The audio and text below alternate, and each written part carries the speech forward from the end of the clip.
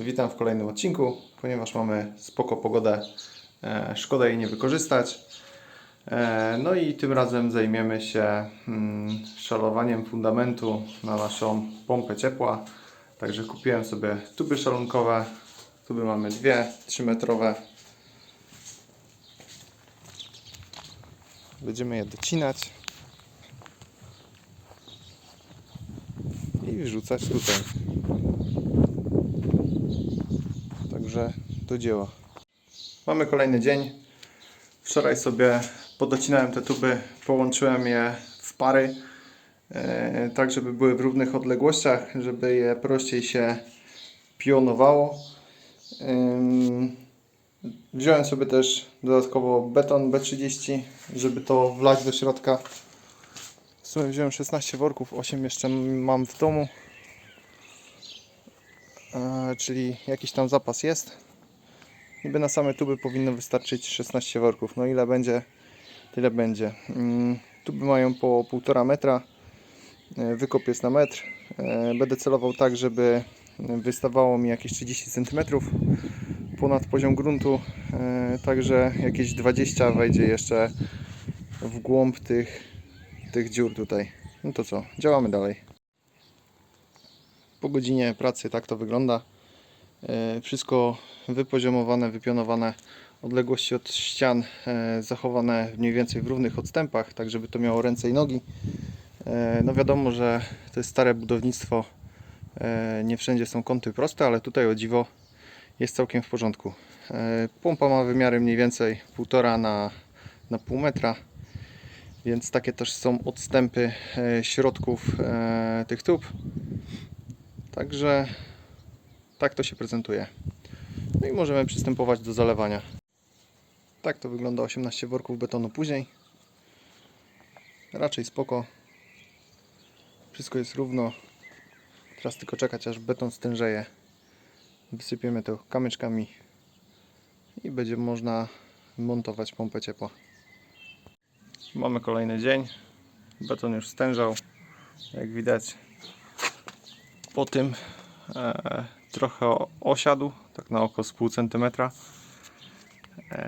No przez to prawdopodobnie, żeby wszystko było równo, trzeba będzie podszlifować między innymi ten słupek i tamte dwa. No ale też te pewnie minimalnie mniej, ale to się okaże pod poziomicą. A co my dzisiaj będziemy robić? A dzisiaj będziemy działać tutaj. Trzeba będzie się przewiercić gdzieś w dolnej części, żeby przeprowadzić sobie rurki i przewody do naszej pompy ciepła. Także będę działał zwykłą wiertarą. Nawiercę kilka otworów w tej ścianie i powinno być git. I jeszcze prawdopodobnie będę to skuwał, tak żeby to było mniej więcej równo, bo do czegoś muszę przykleić XPS. No a wcześniej, zanim jeszcze przykleję XPS, to trzeba będzie to obczyścić i przemalować dysperbitem pewnie ze 3 razy, żeby tutaj woda nie podchodziła na mnie. Skułem sobie ten nierówny beton, który tutaj był, żeby łatwiej mi się przyklejało XPS. No teraz jest zdecydowanie lepiej, bo z takim uskokiem no to średnio by było, musiałbym coś tam kombinować, jakoś rzeźbić w tym XPS-ie w pierwszej warstwie. To takie trochę czasochłonne by było, zdecydowanie prościej było to skuć. No, godzina nie moja, no ale zaoszczędziłem sobie tym samym troszkę czasu później, nie? Raczej dzisiaj nie będę przewiercał sobie tam otworu do piwnicy, no bo kurczę, no zapowiada się, że będzie raczej padać. A nie chciałbym, żeby do piwnicy wlała mi się woda.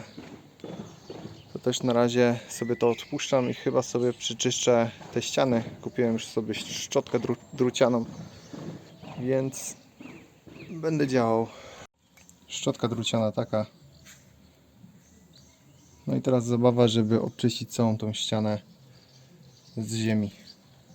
Powoli szykuję sobie otwór na rurki do pompy ciepła, no i przewody.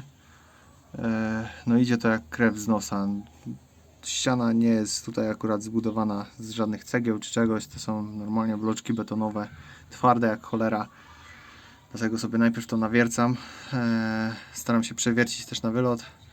No i zaraz to będę rozkuwał. Jak widać, do piwnicy już się przekułem. I teraz tak. Teraz powinienem to jakoś zaizolować, tą ścianę i tą ścianę.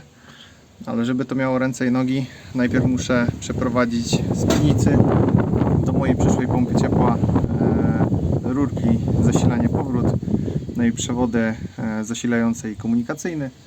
Także od tego się zacznie. Rurki mam już kupione, są to PP40. I teraz jak my to będziemy robić? Przyprowadzę sobie rurki tędy. Rurki będą tędy szły 10 cm od tej ściany, akurat tak, żeby XPS izolował rurki od ściany.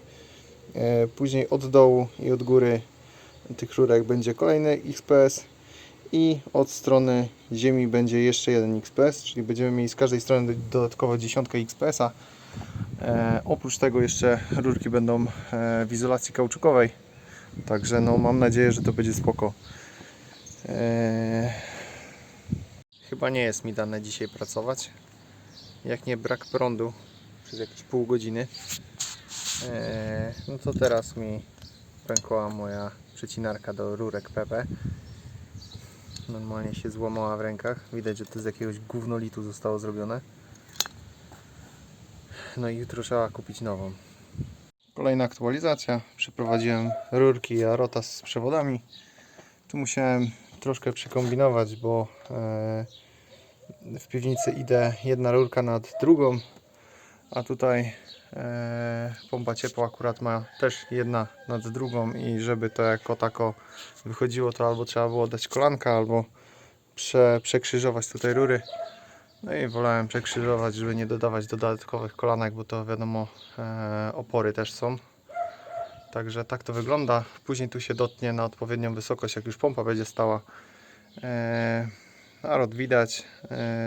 Biały przewód to jest 5x4, czyli zasilanie pompy. Czarny przewód 3x1,5. Przewód do sterowania pompą. Próbowałem też sobie docinać piankę, ale jeszcze nie stężała do końca. Dlatego to już sobie raczej zostawię na przyszły tydzień i kolejne nagranie. Motyw jest, że trzeba ją dociąć, obsmarować wszystko dysperbitem, tą ścianę i później robić sobie izolację z XPS-u, no i izolację tych rurek wszystkich.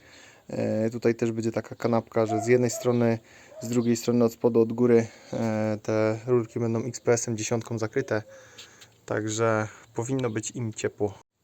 Tak to wygląda od strony piwnicy.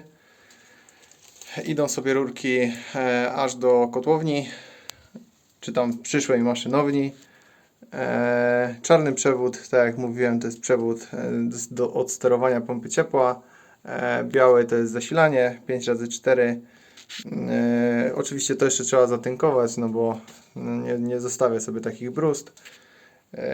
No jeszcze będę musiał w przyszłym tygodniu wziąć sobie klej do izolacji kauczukowej i ją ładnie skleić ze sobą. No bo na razie one są tylko tak dostawione, bo nigdzie w okolicy nie było kleju. Dodatkowo prawdopodobnie jeszcze taśmą sobie przejadę w koło tutaj na łączeniach, żeby to na bank było pewne. No i tak to wygląda, nie? Tutaj jeszcze mamy otwór nieco większy, no bo tędy będą szły sobie rurki z pionu grzewczego. No to jest akurat najkrótsza trasa i najmniej inwazyjna.